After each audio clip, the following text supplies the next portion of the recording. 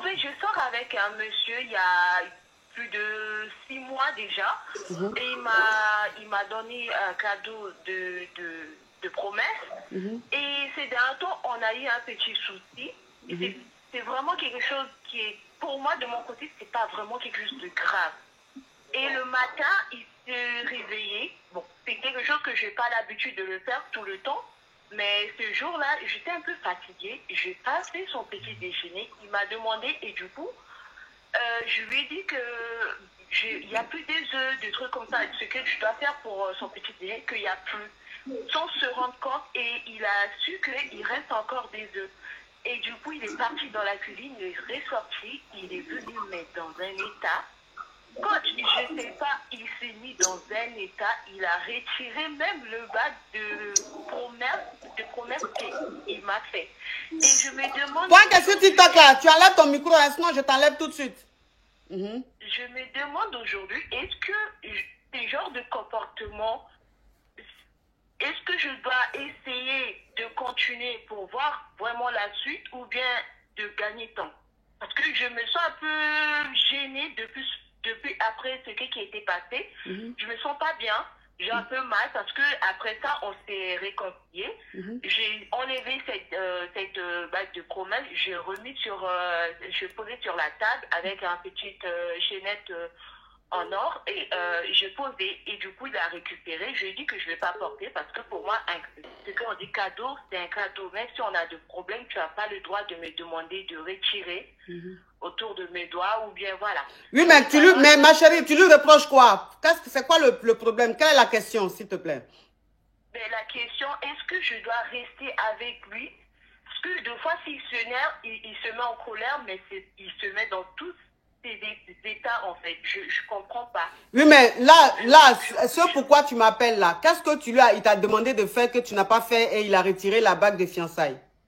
Mais parce que le matin, comme j'étais à la maison, je n'étais pas au travail. Et non, ma chérie, il faut répondre de façon précise. Qu'est-ce qu'il t'a demandé de faire que tu n'as pas fait et puis il s'est fâché? Ben, son petit déjeuner. Ok. Est-ce que d'habitude, vous vivez ensemble ou il vient te voir de temps en temps chez toi? Il vit chez lui, moi aussi je vis chez moi, mais il est plutôt chez moi, plus chez moi. Ok. Voilà. Donc il t'avait rendu visite et il a dormi là-bas?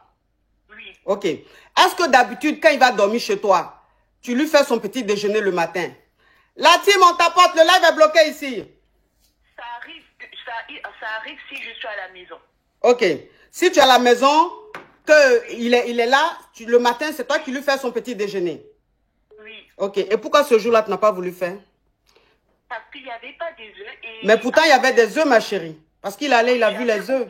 En fait, j'ai tout enlevé et j'ai oublié que j'avais des œufs que j'ai enlevés dans le carton que je posais dans un bassin de côté. Je ne savais même pas, en fait. J'ai oublié, je n'ai pas pensé à ça, en fait. Ok. Donc, moi, je t'explique.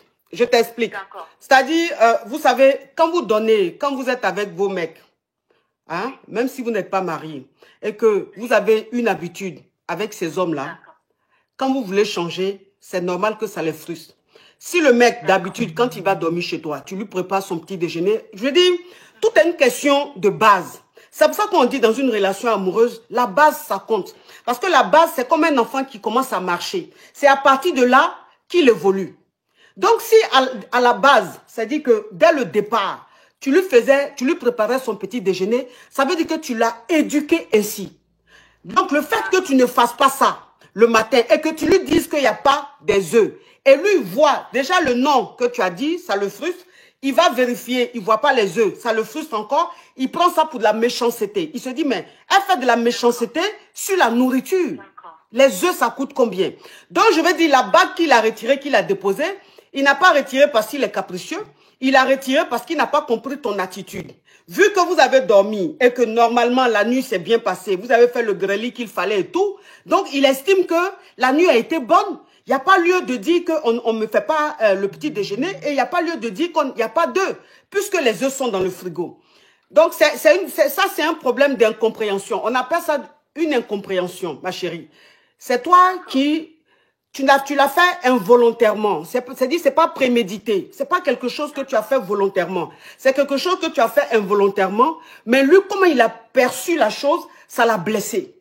Parce que souvent, on fait des choses aux gens, on se dit c'est rien. Mais la personne à qui on fait ne reçoit pas comme nous on pense. Vous comprenez un peu le truc.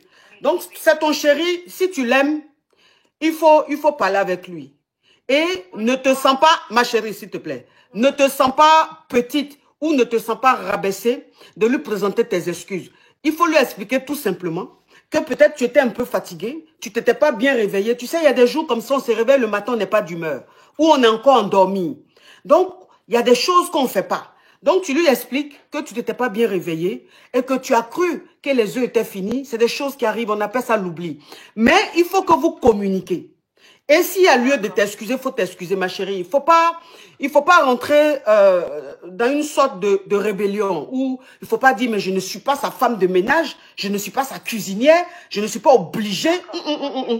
Faut laisser ça. Je ne suis pas obligée là. Ça, c'est le discours des femmes qui se rebellent pour un rien. Et après, quand elles se retrouvent à plus de 40 ans célibataires, elles veulent qu'on opère un miracle dans leur vie. D'accord. Voilà. Donc là, vu ce que tu m'as expliqué, tu n'as pas bien fait. Donc il faut t'excuser, parle avec ton chéri, fais-lui comprendre que tu avais vraiment oublié que c'était pas fait exprès. Et puis voilà, vous continuez. Tu comprends? Ouais, oui, il faut faire ça. D'accord, ma puce? Merci beaucoup, ma coach, merci. J'essaie de tomber sur vous dans le 16e arrondissement parce que j'habite pas très loin. Ah, la dernière fois? Oui, j'ai dit, mais pourquoi je ne suis pas tombée sur elle? Ah, bisous, ma chérie. Ah oui, Merci bisous, beaucoup, oui.